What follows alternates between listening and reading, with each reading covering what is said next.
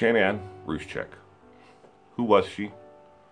What are the important things that we need to remember and remind ourselves of every day from here on out as the world turns its attention to the monster known as Christopher Watts and the horrific things that he did?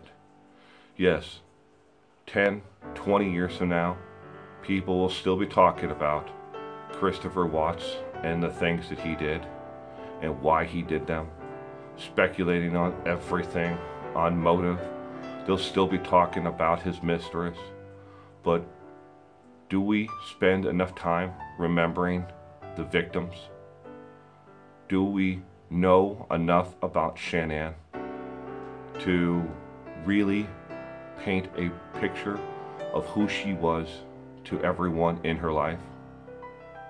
Probably not, is the answer. Shanann was a lot of things to a lot of different people. Sure, in her personal life, she had medical conditions. She was diabetic, she had lupus, and on top of that, she did, have other issues, migraine headaches that bothered her most of her adult life. She did attempt surgery on her neck and back to alleviate the migraine issue. It was successful for the most part, but it never really got rid of the ongoing migraines that she constantly had. And the lupus was never going to go away. It was there, and it was going to be there the rest of her life. So was the diabetes, but with management, she could live with it. She could survive. She could go forward. So, what we need to remember about Shanann was that she was a loving, caring, compassionate individual who her entire life gave back to those who were less fortunate and wanted to be in a profession eventually where she was going to be able to give back to people. She always wanted to be a school teacher or a nurse or someone along those lines, but it never happened in her life. But she always cared about how other people were doing. And this played into her ending profession, where she ended up with Lavelle, because they preyed upon that vulnerability in her life, that instability that she had going into it. She had several jobs along the way, but they preyed upon that. Hey, you can help other people. You can help your friends. Sign them up with you. They played to this part of her emotional stability and instability, I guess you'd say, and it worked. She was very successful as a sales agent for the company, earning, and hitting certain marks within the company. Everyone above her was in shock, how quickly she was able to accomplish the goals. People who had been within the company for 5 years at that point still weren't able to hit sales marks like Shanann was. It came naturally to her because she was a people person. Yes, a loving, caring, compassionate people person. She was a wife, a sister, a daughter, a friend. She was someone that every one of us would love to have around us in our lives. She always wanted to be a mother, and she was to 2 beautiful little girls, and expecting her firstborn son to arrive into this world in 2019. Everything seemed to be working out for her. Yes, she had financial issues.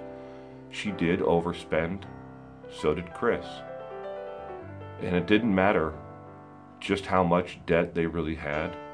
In the end, Christopher Watts took all of it away for selfish reasons.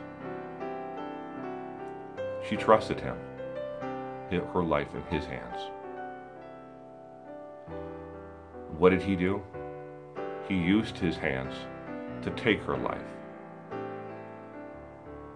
We'll never understand why he did it. In 10, 20 years from now, people will still be talking about Christopher Watts, his mistress, and what happened, speculating on every possible thing. Even if he comes forward and tells us why he did it or how it happened, would we be able to believe him? We already know he's a pathological liar. This is the life that she lived. We're on the outside looking in. We'll never actually grasp the reason and understand why he did it. We'll never understand some of the things that she did because we can't ask her. All we can do is we can look in on this family and this tragedy and try to have some compassion and care for the rest of the family that is still there. I have spoken personally on the phone and through text messages and emails and friends. You don't have to believe me, nor do I want you to believe me. What I've told you throughout all the videos that I've done, do your own research. Prove me wrong. And I'm telling you, and I challenge you to go out there and do it. You need to understand two things right off the bat. Her social media accounts were crafted to help her sell the products that she was pushing.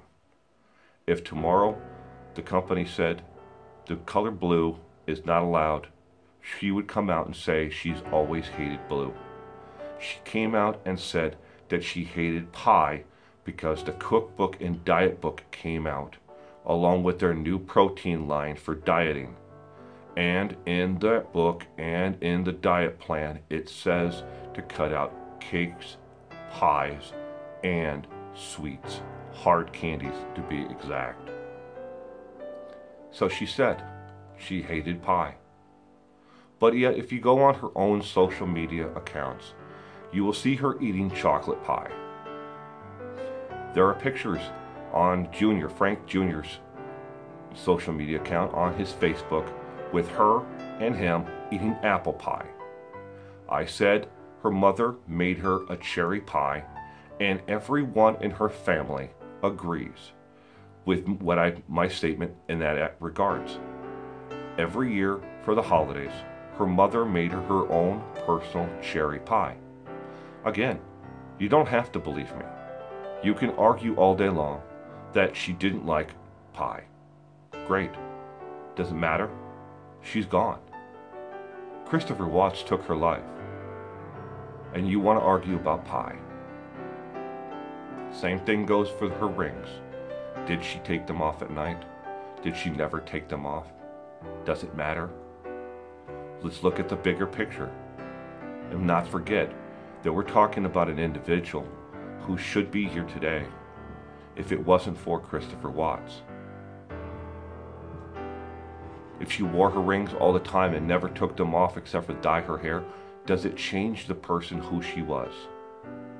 Does it change the compassion, the love that she had for her children and those within her inner circle and her family?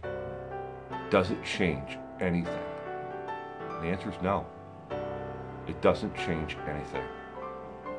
Shanann, again, was somebody that we all would have loved to have been around. But her life was taken from us. Her little girls are gone. Nico never got to experience life out here because of that monster. He took it all away. For what? Was it for his mistress? I don't think it was entirely. As much as you want to blame the mistress, by saying that she was involved in any shape or form, is taking away from the guilt that he is responsible. He did it. He was the one who killed the family. He took them all and then disposed of them all like they were nothing. By saying that, Nicole was involved, you're deflecting a way that he was responsible. She didn't talk him into it. He did it himself. Shanann, let's not forget her. Let's not forget the woman, the daughter, the sister, the friend, the co-worker that we all would have loved to have met and been around. Shanann Rzucek is how I'm going to remind myself of who she was.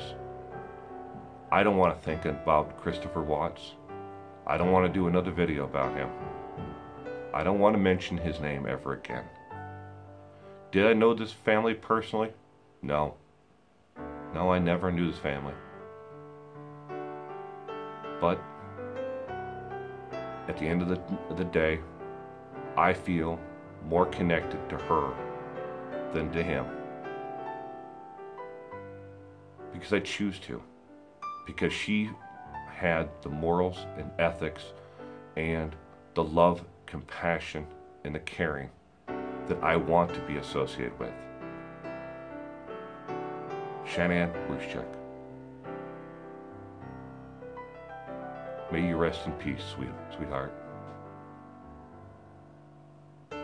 Thank you for coming by and watching this video today.